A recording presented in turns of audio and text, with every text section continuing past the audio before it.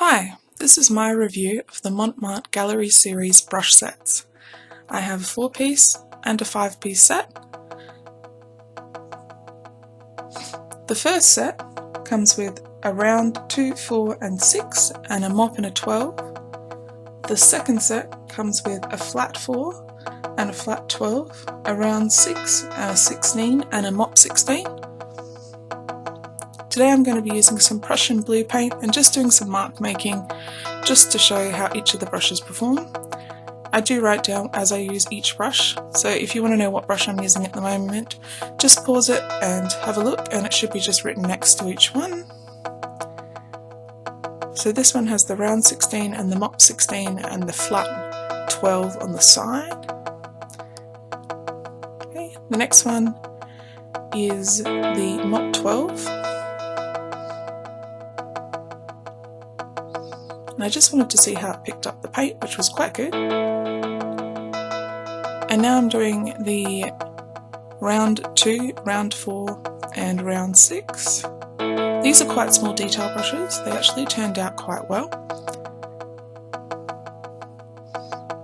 This one's the round 4. This one's a little harder to control but came out still quite nice.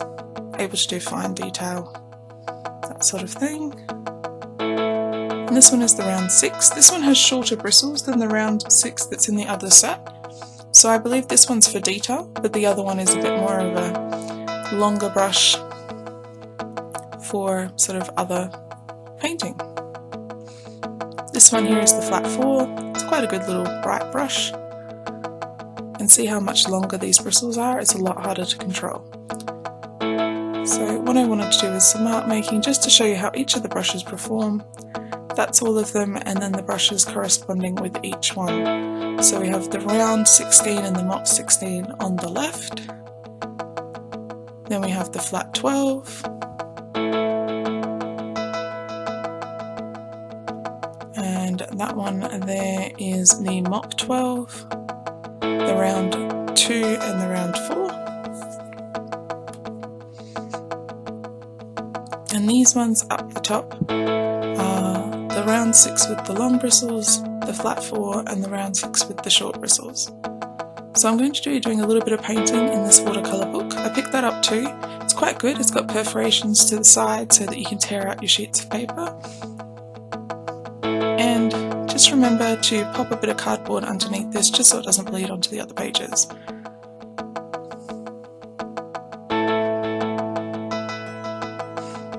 Now I'm just going to be putting some thick paint on and pulling it off and just seeing how this paper performs, whether I can kind of get it to pill up. I did find that this paper performed really well. I was actually struggling more with the paint than the paper. I was just using a little cheap palette set just to practice. Don't want to waste my nice paints on this, I guess. And I was struggling to get this pink to mix. But I have a feeling that was more my paint set than the actual paper. Now I had difficulty here. The one thing that is the bane of my existence is hairs from the brushes, and I did find that the larger brushes, the mop 16, the round 16 and the mop 12, all sort of shed a bit of hair. And I'm even looking at them now and I can see that they're shedding hair. I really thoroughly clean these brushes before I started using them, and still they shed hair. It's a little bit weird, but definitely should be looked into by the Mont Marte guys. Now I was taking off and putting on thick layers of paint just to see if I could destroy the paper, and no matter what I did, it didn't seem like I could destroy it.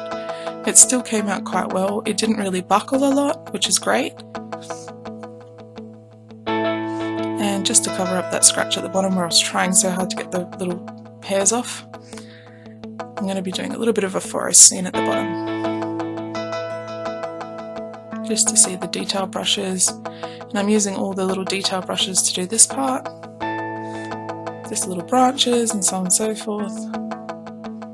And a little forest behind these larger trees. Okay, and yeah, so we're just putting in a little bit of the leaves now, starting in a darker colour, working our way up to yellow. So you gotta sort of think how the light sort of would hit the little trees, and in my mind they're kind of like the yellow would go right at the top, just where the sun's hitting it, and the darker greens go underneath that as a shadow. This did really well. I was really impressed with these small detail brushes. They held up really well, they didn't drop hair. It's only the really big kind of mop brushes that dropped hair, and I assume that's because they've got like a lot of hair in them and that's why. And here I'm just putting a little bit of watercolour white at the top, so it's a bit sort of transparent. When it dries it's not really as bright as it's showing here. And that's me just trying to get more hairs off. Oh, they were driving me crazy. And here I'm just putting in these sort of shapes, and then I'm using the round 16 with the longer bristles, the round 6 with the longer bristles, to sort of blend it into the blue, because I didn't want it to be like really noticeable clouds. And here I'm just sort of patting it in, taking off excess paint, and I'm putting a few little wispy sort of clouds along here. And here I'm just showing a bit of a close-up of how detailed I was able to get the painting just with using those few brushes and some cheap palette paints, and I think it came out really well. Thanks so much for watching. Give this a like, and if you really enjoy my videos, please press subscribe. I'll be bringing out more art videos and more review videos, and I hope to see you there. Bye!